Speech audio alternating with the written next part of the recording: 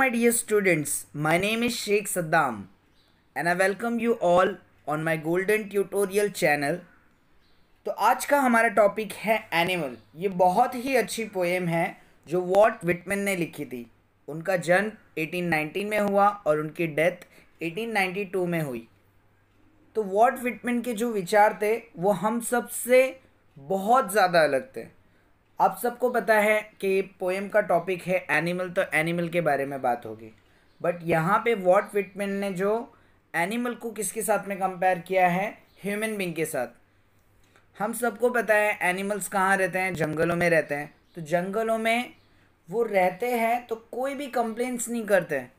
Jungles के अंदर जो इन्वायरमेंट, जो उनको वहाँ पे जो सारी चीज़ें प्रेजेंट है, उनके साथ में वो खा पी कर बड़े ही मज़े से रहते हैं। बट हम इंसानों को देखो, हमारे पास लग्जीरियस लाइफ है, सारी चीज़ें, पैसा है, हर एक चीज़ है, गाड़ी है, हर एक चीज़ है, हर एक फैसिलिटी है, हर एक एमिनिटी से छोटी से बड़ी से लेकर, बट फिर भी हम खुश नहीं होते। तो ये सारी चीज़ों को भी सोचते सोचते वॉल्ट व्हिटमैन ने बहुत ही अच्छी अच्छी बातें जो है एनिमल्स के बारे में बताई है। ठीक है, हम सबसे कंपेयर करके। तो चलो आइए पढ़ते हैं हम इंट्रोडक्शन क्या है। A major figure in early American poetry in an age when all the poetry was rhyme and metrical, Walt Whitman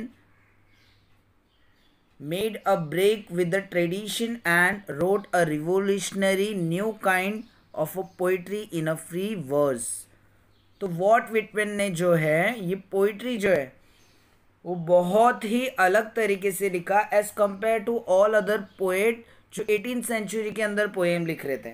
18th century के अंदर सारे पोएम राइमिंग्स में होते थे, बट वॉल्ट व्हिटमैन ने जो है रिदम में बनाए, जैसे कि बीट्स में, जैसे वॉक, टॉक, यू, थ्रू, ये सब होती थी पहले पोएम में। और बट वॉल्ट व्हिटमैन ने रिदम को यूज़ नहीं किया, उन्होंने फ्री वर्स में बनाए। ओके, तो जिसके अंदर एंडिंग के जो वर्ड्स जो होते हैं पोएम के अंदर, लाइन जहाँ पे ख़त्म होती है वहाँ पे इनके ये पोएम में भी आप देखोगे तो कहीं पे भी राइमिंग नहीं दिखेगा। राइमिंग में क्या होता है, साउंड सेम आता है, you, through, world, cold, okay, ऐसा होता है। तो इन्होंने ये ट्रेडिशन को तोड़ा और रिवोल्यूशनरी लाया। ट्रेडिशन मतलब रूल, रीति को और रिवाज को तोड़ा और रिवोल्यूशनरी उन्होंने लाया और नई पोएम लिखी जो फ्री वर्स थी। रिवोल्यूशनरी मतलब चेंजेस लाया। He was a non conformist in all respect including his social life. Non conformist का मतलब होता है सेपरेट फ्रॉम ऑल अदर। समझ में आया? जैसे इंग्लैंड के अंदर देखो, चर्च के अंदर बहुत सारे लोग जो है उनको नॉन कॉन्फॉर्मिस्ट भी बोला जाता है, जिसको वो चर्च से अलग कर देते हैं क्योंकि वो अलग रूल्स एंड रेगुलेशंस फॉलो करते हैं। ओके, तो नॉन कॉन्फॉर्मिस्ट के बहुत सारे मीनिंग्स आपको मिल जाएंगे। अगर आपको और भी नहीं समझ में आ रहा तो आप गूगल कीजिए, और फिर भी अगर डाउट्स नहीं आता है तो प्लीज़ मुझे पूछिए। इंक्लूडिंग हिज सोशल लाइफ, तो अपने सोशल लाइफ में भी उनका रहना सहना as compare to all other human being वो एकदम अलग था। तो चलो फ्रेंड्स आगे बढ़ते हैं हमारे सेकेंड पैराग्राफ के और इंट्रोडक्शन में और क्या दिया गया है। The poet tell us that he feel more at home with animal than the human whom he find complicated and false। तो पोएट यहाँ पे एकदम साफ साफ लफ्ज़ों में बता रहे हैं कि वो ज़्यादा कंफर्ट फील करते थे एनिमल के साथ as compare to human being. क्यों? क्योंकि जो ये इंसान होते हैं वो बहुत ज़्यादा अनरियल होते हैं, वो बहुत ज़्यादा नकली होते हैं, बहुत ज़्यादा झूठे होते हैं। सामने कुछ और होते हैं और पीछे कुछ और होते हैं। ओके, तो मोस्टली वो ज़्यादातर पूरी बात मिलाकर सिर्फ यही बोलता है कि ह्यूमन से ज़्यादा वो किसको प्रीफर करते हैं, एनिमल को। वो क्यों प्रीफर करते हैं? क्योंकि animal are more innocent, caring and satisfying, they don't have any complain. Okay, तो इसलिए वो ज़्यादातर एनिमल को प्रीफर करते हैं। बट ह्यूमन बीइंग क्या है, दे कीप्स ऑन कंप्लेनिंग, है ना। मेरे पास ये नहीं है, अगर बाइक आ गई तो उनको कार चाहिए, कार आ गई तो उनको एरोप्लेन चाहिए। तो ह्यूमन की वांट्स कभी भी सेटिस्फाई नहीं होती है।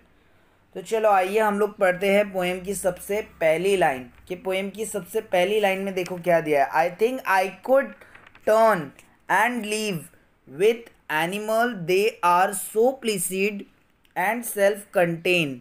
तो ऑथर जो ऑथर है, जो पोएट है, जो क्या बोल रहे हैं वो, कि मैं खुद अभी क्या होना चाहता हूँ, टर्न लेना चाहता हूँ मेरी लाइफ में, और एनिमल के साथ में मैं वापस से जीना चाहता हूँ। क्यों? क्योंकि वो बहुत ज़्यादा प्लिसिड है, वो बहुत ज़्यादा शांत है, वो दुखी नहीं होते हैं, और वो बहुत ज़्यादा काम है, काम के CALM, कामनेस, जो शांति है उनके पास, वो ह्यूमन बींग के पास नहीं है। सेल्फ कंटेन मतलब सेल्फ कंट्रोल है उनके पास में, वो सेटिस्फाइड है उनके पास जो भी चीज़ है उनके पास, और वो बहुत ही ज़्यादा अपने आप को कंट्रोल कर सकते हैं सारी चीज़ों के साथ में।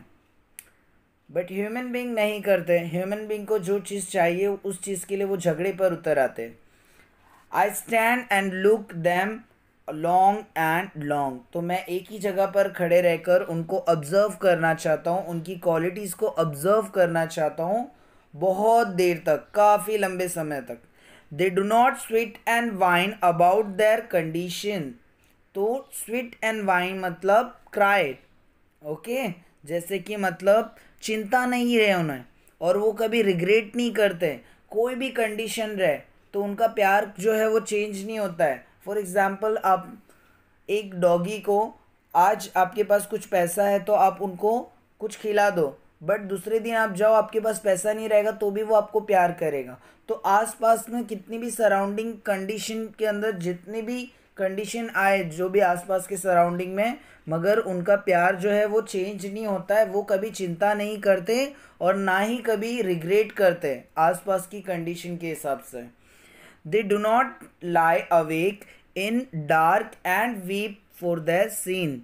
तो वो कभी भी जागे हुए सोते नहीं है। जागे हुए सोना मतलब बेचैनी से सोना, अंधेरी रात में, इन द डार्क मतलब अंधेरी रात में वो कभी भी मतलब अपने आंसुओं के साथ में नहीं सोते हैं, वो चैन की नींद सोते हैं।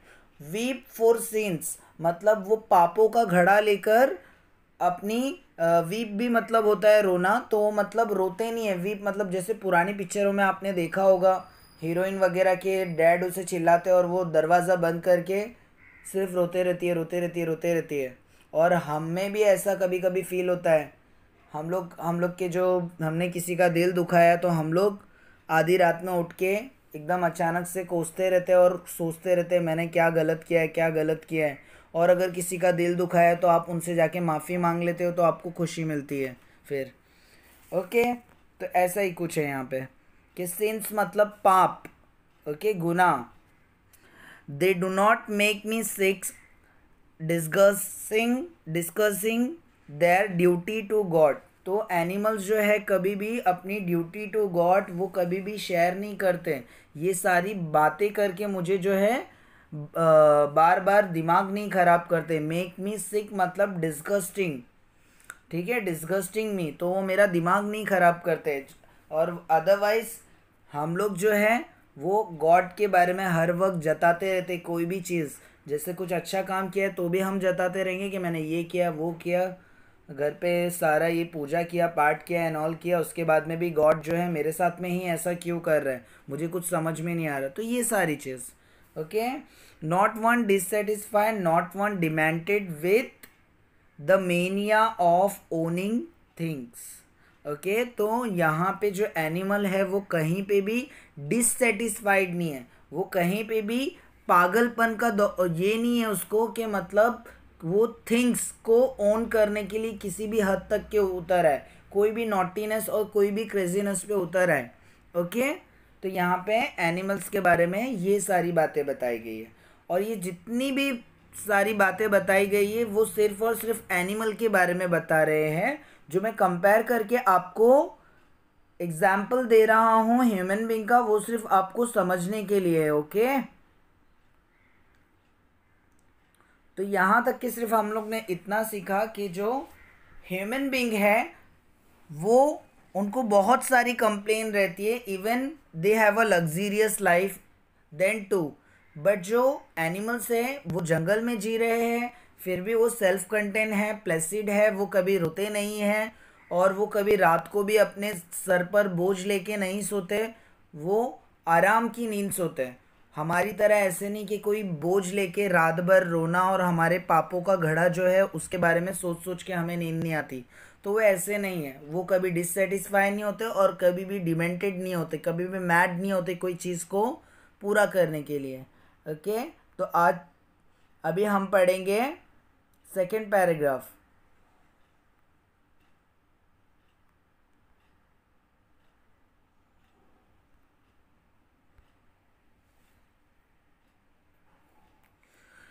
ओके, तो not one kneels to another nor to his kind that lived thousands of year ago, कि कोई भी ऐसा एनिमल नहीं है जो दूसरे एनिमल के सामने झुकता है, और अपने जो खुद की उनकी बिरादरी का जो एनिमल है उनके सामने तो वो कतई नहीं झुकते।